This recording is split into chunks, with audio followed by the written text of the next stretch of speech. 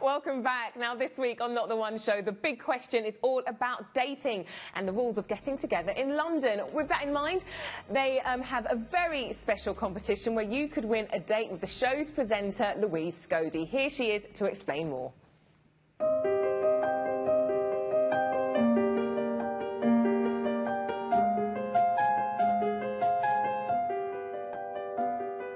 Dating in London can be really, really difficult. So if you're sick of being single, well, here's something that might chirp you up. We're running a competition to win a date with me. And all you have to do to enter is send a short clip of yourself saying why you think that you should go on a date with me. And then Uncle Anthony and Auntie Francesca are going to pick the date for me. So I have absolutely no say in the winner. He loves me. He loves me not. He loves me. He loves me not. He loves me. He loves me not. And we will go on a proper date together, maybe having lunch somewhere, maybe to an amusement park. Well, probably not to an amusement park. I'll get motion sickness, but we'll go for lunch somewhere, and it'll be lovely. And if nobody enters, then I'll end up really sad and lonely and depressed. So enter by sending in your clip to entusteam@londonlive.co.uk. P.S. I really like men in glasses.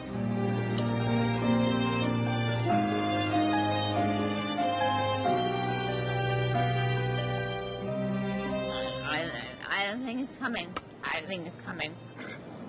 There you have it. And if you fancy going on a date with Louise, head over to the website londonlive.co.uk to find out how to enter and for the full terms and conditions. And in the spirit of Dating Week on Not the One Show, we're talking about interracial dating in the capital. Are we as open-minded as we like to think when it comes to who we choose to go out with or even settle down with? Joining me to discuss this are author and radio host, dear Rob, Nimrod Kamer, who's a journalist, Alpa Sajani, who's managing director of the Tantric Club, an exclusive dating club for Asian professionals, and Afua Hirsch, who's a social affairs and education journalist. Nimrod, I heard you getting a bit excited there with your, you're wearing glasses. Louise said if you've got glasses, you're in there. I'm emotionally available, and I see myself going. Yeah, I want to date a London Live presenter at some point. Indeed. So, from what I understand from you, you're willing to date anyone. Tell us about your background and what kind of women takes your fancy in London. Yeah, so I dated like Pakistani ladies and black ladies because I'm like black from the inside. That's how I see myself. And some people tell me you're white, and I believe them because I like the Eagles, the band, which only white people like. And I don't intentionally date like black ladies, but I can fall in love really easily. Okay, so where are you from originally then? I grew up in Israel, and I live in Hackney, just trying to become who I am, basically. Yeah. So I guess in the case of the Jewish community, that's not typically the norm.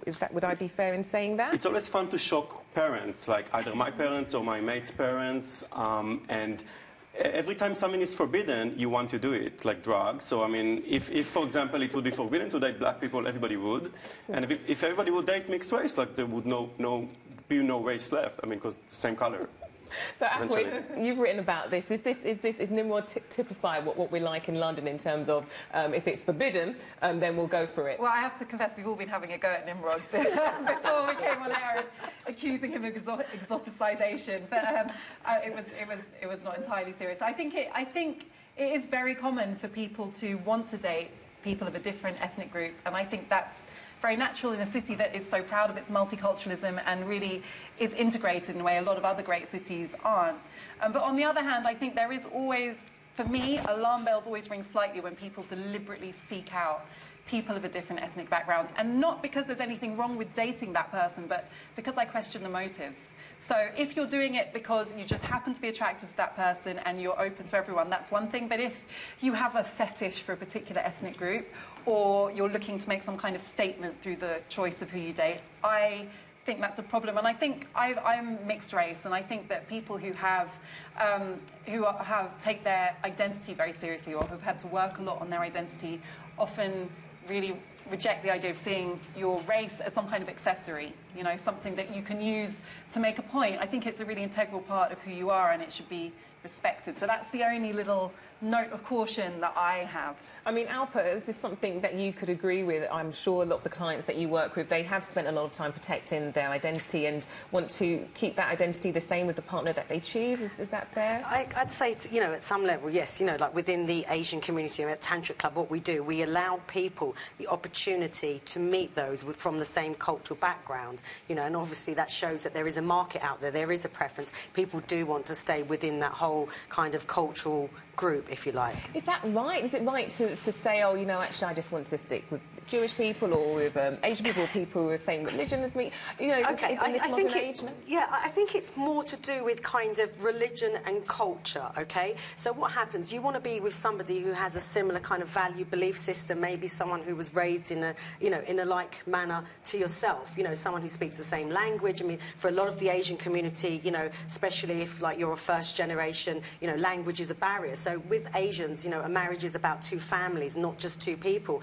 and that integration is very important. Does that continue amongst the third and fourth generation? I think I think at some level it will. Maybe it won't be as, you know, as restricted, because what you'll find that, you know, things like language, culture, and kind of assimilating to kind of Western society will be much, you know, larger, or it'd be more integrated than, say, for example, my parents' generation. So what happens then with people, or if you know, within the Asian community decide to actually go outside of their culture, go outside of their faith? What happens then? Can they be shunned? No, you know what, I mean, if we kind of go, you know, 10 years ago, you know, you would be ostracised, you know, you would be shunned and your family disown you. Today, it's a lot more, you know, socially acceptable comparatively, you know. There are still probably issues like, for example, if a Hindu person brought like a Muslim person home, you know, that's kind of still quite, you know, politically incorrect because of the conflict, you know, between the two societies. But yeah, you know, it certainly is something that is more socially acceptable within the Asian community compared to 10 years ago. So Rob, what's your attitude towards dating? I mean, Louise is looking for a guy. Would you enter that competition? Well, if her family and background were accepting of it, then yes. But miscegenation is always a controversial topic, because to some people it's a welcome consequence to a multicultural society. To some people it's a challenge to cultural identity, because some people are very patriotic. To some people are not sort of auspicious to it. I think you should date who you want to date, love who you want to love, kiss who you want to kiss, hug who you want to hug. That's my line in it. But we have to bear in mind that there are some people who have issues with it. And I don't think people should shoot someone down for their preference. If someone prefers to date someone who's black and they're white, that's fine. However, I do have a slight issue when I meet some white women who say they only go for black guys. Sometimes I think you have underlying issues. So women actually say that to you? I've heard it, and I've got some black mates who only date white women. And sometimes their argument for it is that how some black women are difficult, blah, blah, blah, etc. But I always say to myself that you can't generalise and make blanket statements because of the people you've gone for. Sometimes you've got to look within yourself and find out if you're the problem. So as far as I'm concerned, date you want to date. However, you have to make sure that the grandparents and the parents are accepting of you. So who do you like to settle down with then, ideally? Preferably, I would say it would be somebody who was of the same skin tone, same skin colour as myself. However, it's more to do with her mindset. If she's cultured well, and because that is a main part of who I would date, because some people say it's wrong, but I've got a heritage, I'm Nigerian, and I would like to sort of teach my children that. And if somebody who I'm dating is not going to be accepting of that or accommodating to it, then there's going to be a problem. Do you think maybe somebody might find that offensive, or...? Some might do, but that doesn't really bother me. I'm not the most utopian person in this world, so it doesn't... So you don't find black women difficult then? I don't, and that's the funniest thing. When people say that, I don't have problems with dating black women, but some black men do. But I think that's just their platform, or they've got some form of underlying issue which they just haven't come out with. But I don't have a problem dating black women. They don't. Can I say there are no black ladies who vote for UKIP? So if I'm dating a black lady, I know I'm not dating a UKIP supporter, and that reassures me, like all the way, because I just never met any, and there are none. Is this one of the questions you ask women when you're approaching them? I mean, it's part of the advantage of dating mixed race. You know they're not racist. Usually, I mean, I guess. Although he just said he's not very interested in them settling down with somebody who's not from his race. You said snog who you want to snog. Of course, yeah. Yeah. Sorry? The Eurovision Snog contest is coming up. The Eurovision, I mean, yeah, Snog. What's that? It's a contest which I think we need more black people and like more diversity in the Eurovision. Yeah. By the way. Yeah. I do think that dating is one of the kind of last areas where otherwise really unacceptable ideas are still tolerated. Like, for example, I've heard white women say things like, once you go black, you never go back. You know, It's true, and it's like true, it's true. people do say things like that, Lily Allen said it as well. and you know, Allegedly. in no other area of life can you imagine that being regarded as acceptable. But I think because dating combines, you know, aesthetic values and attraction, which is not a rational thing, and that's fair enough, you can't help who you're attracted to.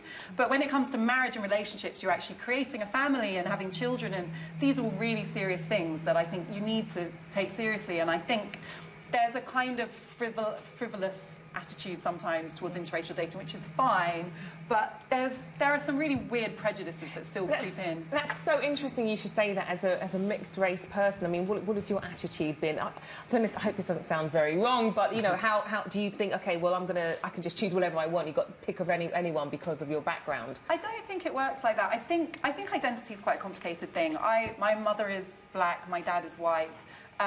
Most of the mixed race people I know tend to veer more towards one side of their heritage. I think it's quite difficult to walk around feeling like I'm half of this and half of that. I think it's a very human thing that you want to kind of belong to something, and I have gravitated more towards my black heritage, and I have other mixed race friends who have gravitated more towards their white heritage, and I think nobody can police that from the outside. Nobody can tell you what you are or where you belong. You have to feel that yourself. But I think it is quite common for mixed race people to kind of move into one camp rather than just sit in the middle all the time. Although I've got another mixed race friend who's very proud of saying I've tasted the rainbow, and that's physically eaten the rainbow. I don't want to go into the little details of that, but So living in London, could you get away with what you're doing in London if you were, say, in Israel? I could, yeah. I mean, in Israel it's much more like obvious if you date an Arab person as a Jewish person. So it's like you have to defend yourself. You have to make it as a point. I mean, dating is like the way to promote peace in a way, like Tinder for peace. Like I want to use Tinder on disputed borders to get a date from the other side. And yeah, that's my take on that. So what's the big issue for you, race like or on Tinder, religion? there is no race options, right? On Tinder, yeah. Or on any dating apps. So I mean, that's the way forward. I haven't used Tinder. There's actually no option for race. You can't. You just get. But you have used Tinder. Everybody who doesn't use Tinder say I did not use Tinder. So you did use Tinder. Yeah. Honey, I didn't use Tinder. Okay, yeah. It's just about distances, Tinder. You choose the mileage. No well, okay, well, look, my producer's saying that she uses Tinder. She's looking for a man right now. And she says race is an issue on Tinder, that you do have an option of race. Well, sometimes you have, like, white people and black people and their Tinder photo, no option, and you don't know who they are. Yes, you can mention your race. You can. Just male and female and distance from your loved one, yeah. It's not a dating site, but I recently went to a hen party where there was a butler in the buff. Don't know if any of you are familiar with this. And they'd chosen from a menu. I mean, you can actually choose from a menu of races, you know, and they'd specified when choosing the butler. Yeah, and they'd specified that they wanted, you know, a dark-skinned black man of African heritage. But to me, there is something quite problematic about that. I think sometimes this crosses into objectifying people, and, you know, it's usually women that we think of as being objectified. In this case, I did feel for this guy. I mean, he comes, you know, and he's got... Careful. Yeah, I'll be careful. But, you know, he was chosen because he fit a certain profile, and that encompassed his physique as well as his race. And it was because, you know, for very superficial reasons. And I think that is problematic. I think we shouldn't get so complacent that we think it's fine to say, I want... What's wrong with that, though? What's wrong with me, someone having a preference, saying, I want a dark-skinned, tall, black guy who's 6 foot, blah, blah, blah. Because, I like a white woman who's 5 foot 4. Because there's a flip side. So if it's okay to say, I want a black guy, it's also okay to say, I don't want what's wrong with that? an Asian guy. I don't see what's wrong with that. I think that might seem fine, but it's a slippery slope. And I do think, I mean, it's not that long ago we've had moments in history where, you know, whole ethnic groups were blacklisted, you know, and I think you have to be careful about racial profiling. It's going to be a backlash. Yes. Yeah, but as long as you're not degrading that set of people in order to have that degrading. preference. For instance, if I say, for instance, my preference is going for, I don't know, white women, as long as I don't say, oh, the reason I only go for white women is because so and so. Yeah. If I just say, oh, I just find white women so attractive, they love you silky flowy hair when they're running through the beach and it flicks. You think that's black women's hair? Hey, my hair's on. Why are you saying that now?